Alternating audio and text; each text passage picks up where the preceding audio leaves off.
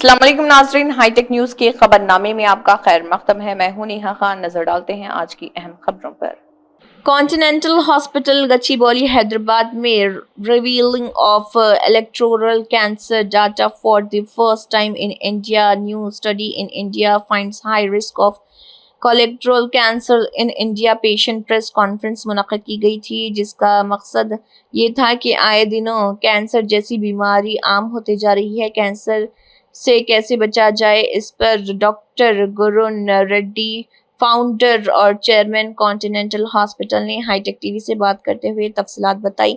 आइए देखते हैं उनका क्या कहना है।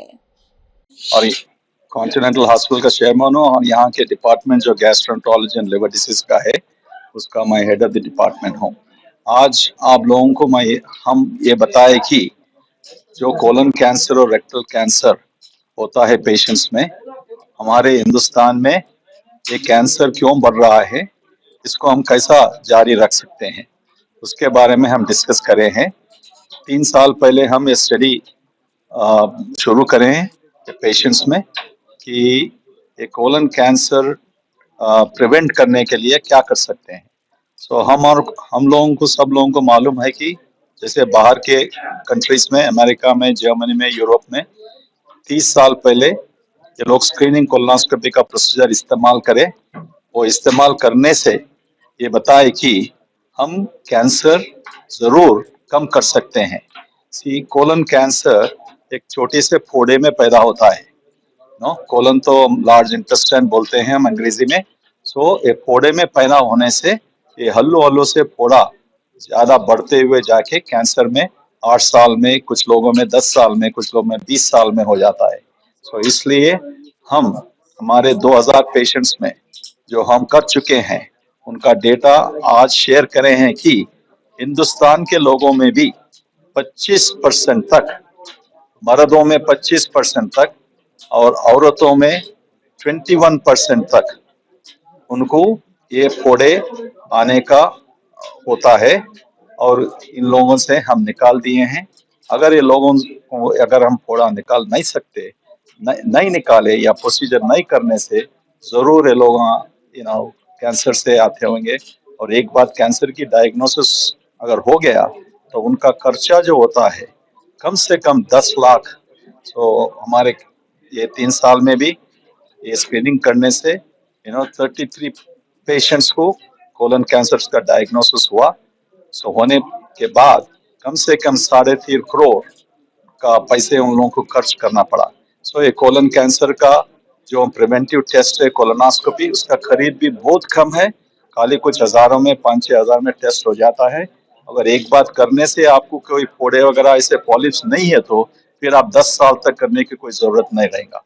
पहली मर्तबा हम हिंदुस्तान में बताए कि कोलोरेक्टल कैंसर से हम पेशेंट्स को बचा सकते हैं एक स्क्रीनिंग कोलोनोस्कोपी करने से। ओके, सिम्टम्स क्या है और अच्छा, हेल्दी फूड क्या है? हाँ, कोलोरेक्टल कैंसर किन लोगों में ज्यादा होता है? ओके, जो डाइट से ज्यादा फैटी डाइट बोलते हैं, थोड़ा तेल ज्यादा बना के हम जो कुकिंग करते हैं, जिन लोगों का वजन ज्यादा होता है, जो लोग तंबाकू इस्तेमाल करते हैं, सिगरेट स्मोकिंग करते हैं, दारू ज्यादा पीते हैं, सेडेंट्री लाइफस्टाइल होता है, जो कोई काम नहीं करते, बिस्तर पे बैठे हुए रहते हैं, एक्सरसाइज नहीं है, ये सब लोगों में, और जिन लोगों में फैमिली हिस्ट्री होता है, ये पूरे लोगों में कोलन कैंसर आने का आवश्यकता होती है।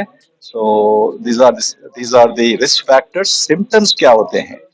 सिम्टम्स की इसकी ध्यान रखना कि कभी बाउल चेंजेस, हमारे मोशंस में कभी चेंज हो गया, किसी को दिक्कत हो रहा है, कॉन्स्टिपेशन हो रहा है, या किसी को लूज मोशंस हो रहे हैं और ये परसिस्टेंटली 1 हफ्ता 2 हफ्ता होने पर, आपका उम्र 40 साल है, 35 साल है, 50 साल है, जरूर आप डॉक्टर से आप लोगों का डिस्कस करना चाहिए।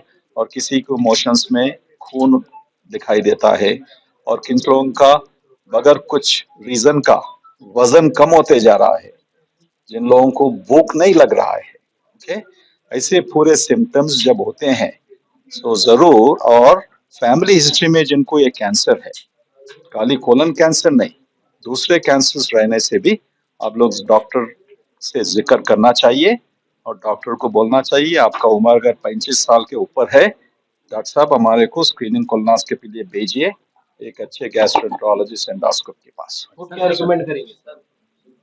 फूड अवॉइड या फूड हर कैंसर के लिए एक ही दवा है फूड के बारे में।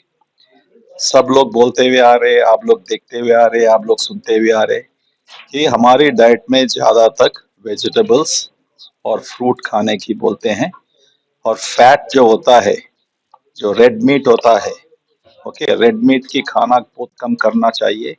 ओके, हमारे हिंदुस्तान में फैट बहुत तेल से होता है, तेल ज्यादा इस्तेमाल करने से, अच्छी तरह से तेल जो हम नहीं यूज करते हैं, ऐसे लोगों में फैटी डाइट से लेस फाइबर होने से, फल वगैरह कम खाने से इन लोगों को, तो ऐसा अगर ये डाइट है तो उसको आप बदल दीजिए, इसके ऊपर आप फोकस करिए। Thank you sir.